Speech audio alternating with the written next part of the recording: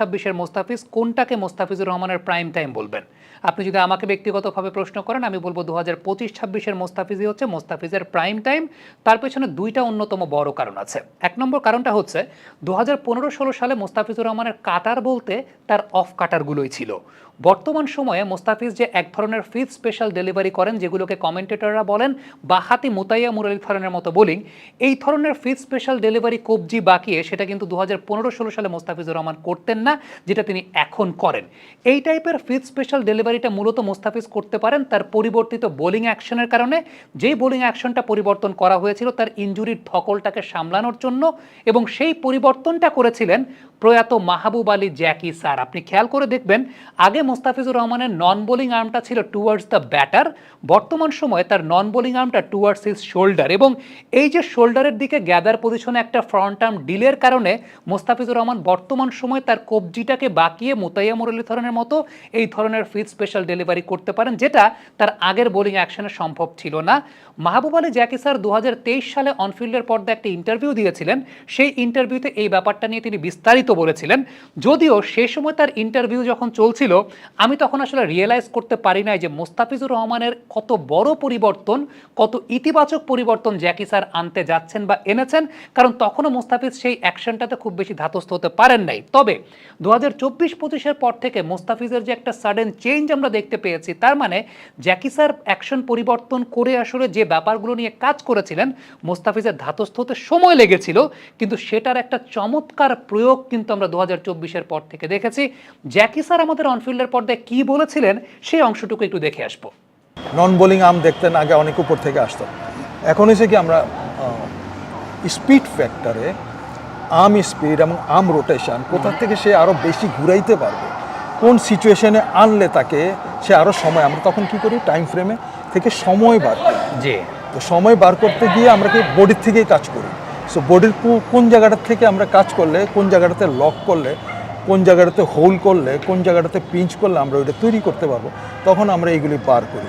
বার করলে দেখেন, এখন দেখেন সে অত উঠায় না, নিচে থেকে বডির খুব কাছাকাছি থাকে, কিন্তু এখানে কিন্তু আপনার হোল্ড থাকে, জিনিসটা কিন্তু কুইক নেয় না। এখানে যখন সে একটু লক করে হোল্ড করা, এখান থেকে আমরা পাওয়ারটা নিই, তারপরে তার পাওয়ার নেই, সময়টা নেই, সে যখন দেখবেন এখন একদম অনেক ঘুরাইতে পারতেছে বল।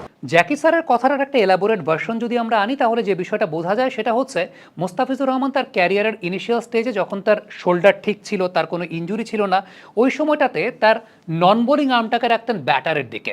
আপনি যদি চিন্তা করেন মোহাম্মদ আমির বা ট্রেন বোল্ট, তারাও কিন্তু নন বোলিং আর্মটা ব্যাটারের দিকেই রাখেন, এবং এই টাইপের বোলিং অ্যাকশনে আসলে একজন পেস বোলারের স্টক লেন্থটা থাকে একটু সামনের দিকে। আপনি খেয়াল করে দেখবেন 15-16 সালে মোস্তাফিজুর রহমানের স্টক লেন্থটা বা তিনি ম্যাক্সিমাম উইকেট কিন্তু জেনারেট করতেন সামনের লেন্থে বোলিং করেই, কিন্তু বর্তমান সময়ে মোস্তাফিজুর রহমানের স্টক লেন্থে কিন্তু পেছনের দিকে চলে গেছে। এবং ওই সময়টায় মোস্তাফিজুর রহমান যে ইনজুরি থেকে এসেছিলেন, ওই ইনজুরির পর তার স্টক লেন্থটা সামনের দিকে রাখাটা অনেক বেশি মাত্রায় রিস্কি হয়ে যাচ্ছিল, কারণ তার ক্যারিয়ারটাকে লম্বা করা যেত না। জ্যাকি স্যার মোস্তাফিজুর রহমানের ক্যারিয়ারটাকে লম্বা করার জন্য এবং তার আরও অনেক বেশি মাত্রায় এফেক্টিভিটি জেনারেট করার জন্যই কিন্তু তার বোলিং অ্যাকশনের পরিবর্তনটা করেছিলেন, এবং সেই পরিবর্তন অনুযায়ী মোস্তাফিজের নন বোলিং আর্মটাকে তিনি রাখতেন টুয়ার্ডস হিজ ওন শোল্ডার, অর্থাৎ আগে যেটা ছিল টুয়ার্ডস দ্য ব্যাটার, বর্তমান সময় বা জ্যাকি স্যার পরিবর্তন করে সেটাকে এনেছিলেন টুয়ার্ডস হিজ ওন শোল্ডার, এবং নিজের ওই শোল্ডারের দিকে তার এই নন বোলিং আর্মটা রাখা, এবং সেই সঙ্গে ফ্রন্ট আর্ম ডিলে অর্থাৎ বোলিং হ্যান্ডের ওই ডিলেটার কারণেই মোস্তাফিজ কিন্তু একটা extra bit of time generate করতে পারেন, যেটা জ্যাকি স্যার তার ইন্টারভিউতে বলছিলেন যে এক্সট্রা বিট অফ টাইম তিনি জেনারেট করতে পারেন তার কবজিটাকে বা বলটাকে কবজির ভেতর ঢুকিয়ে সেটাকে বাঁকানোর জন্য। আপনি খেয়াল করে দেখেন, আমরা আবারও যদি একটু কম্পেয়ার করে আপনাদেরকে দেখাই, সেটা হচ্ছে 2015-16 সালে মোস্তাফিজ কিন্তু তার যে কাটারটা করতেন, সেই কাটারটা ছিল যেটা এখনও তিনি করেন, যেটাকে আমরা of cutter kind of delivery বলি, বা অফ কাটার, যেখানে আসলে 3 আঙ্গুলের একটা ব্যবহার, অর্থাৎ রিস্টের একটু ভেতরে ঢুকে 3 আঙ্গুলের ব্যবহার দিয়ে মোস্তাফিজ কাটার করতেন। এখন মোস্তাফিজুর রহমান আরেক ধরনের যে ফিফথ স্পেশাল ডেলিভারি করেন, যেটার প্রোডাক্টিভিটি আমরা 2024-25-এর পর থেকে খুব ভালো মতো পেয়েছি, সেই জায়গাটা হচ্ছে একদম রিস্টের ভেতরে ঢোকানো, এবং মুতাইয়া মুরলী ধরনের মতো সেই রিস্টটাকে বাঁকিয়ে তারপর সেই বলটা পিচে পিচ করে সেখান থেকে ডিপ আদায় করা বা গ্রিপ আদায় করা। যেটা তার বর্তমান অ্যাকশনের যে আসলে ফ্রন্ট আর্ম ডিলেটা আছে এবং নন বোলিং আর্মটাকে যেভাবে তিনি তার নিজের শোল্ডারের দিকে বা নিজের কাছে নিয়ে যাচ্ছেন, এটার কারণেই কিন্তু মোস্তাফিজুর রহমান শেষ সময়টা পান। সো আলটিমেটলি মোস্তাফিজের ক্যারিয়ারটাকে লম্বা করার জন্য তার বোলিং অ্যাকশনের যে পরিবর্তনটা করা হয়েছিল সেটা কিন্তু তাকে পরবর্তী সময় একটা বড় ধরনের বেনিফিট দিয়েছে এই টাইপের ফিজ স্পেশাল ডেলিভারি করার জন্য। আমরা হয়তো অনেকে মনে করি যে মোস্তাফিজ হয়তো 15-16 সালেও এই টাইপের ফিজ স্পেশাল ডেলিভারি করতেন, কিন্তু না, মোস্তাফিজ 2015-16 সালে তিনি of cutter kind of delivery করতেন, সেগুলো একটু রিস্টের ভেতর ঢুকিয়ে। কিন্তু বর্তমান সময়ে এই টাইপের অফ কাটারের সঙ্গে সঙ্গে মোস্তাফিজের যে ফিজ স্পেশাল ডেলিভারি সেটা কিন্তু মানে একদম পরিপূর্ণভাবে মোস্তাফিজুর রহমানের পরিবর্তিত বোলিং অ্যাকশনের একটা অন্যতম বড় বহিঃপ্রকাশের জায়গা।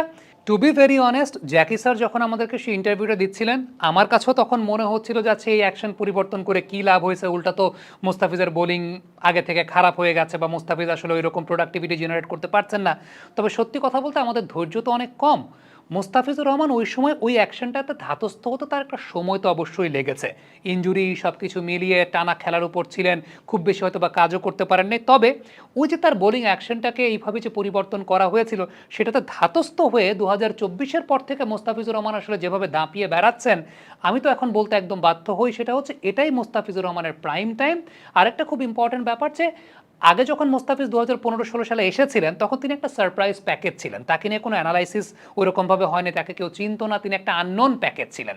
সো ওই সময় তার জন্য it was very much easier to perform. কিন্তু বর্তমান সময় তাকে নিয়ে প্রচুর কাটাছেড়া হয়েছে, প্রচুর অ্যানালাইসিস হয়েছে, তারপরও যখন তিনি এভাবে দাপিয়ে বোলিং করে বেড়ান সেটাই কিন্তু মোস্তাফিজের সবচেয়ে বড় ক্রেডিটের জায়গা। এবং তার চাইতে ইম্পর্টেন্ট জায়গা হচ্ছে ওই সময়টা একদম ফ্রেশ বডিতে কোনো ইনজুরির ধকল নাই, কোনো সার্জারি নাই, এই সমস্ত কিছুকে অতিক্রম করে যখন একজন বোলার পারফর্ম করছেন এবং দীর্ঘদিন ধরে পারফর্ম করছেন, এটাই একজন বোলারের প্রাইম টাইমের সবচেয়ে বড় বহিঃপ্রকাশের জায়গা। এবং সত্যি কথা বলতে মোস্তাফিজ আইপিএলে না থাকা আমার কাছে মনে হয় না যে মোস্তাফিজের খুব বেশি লস।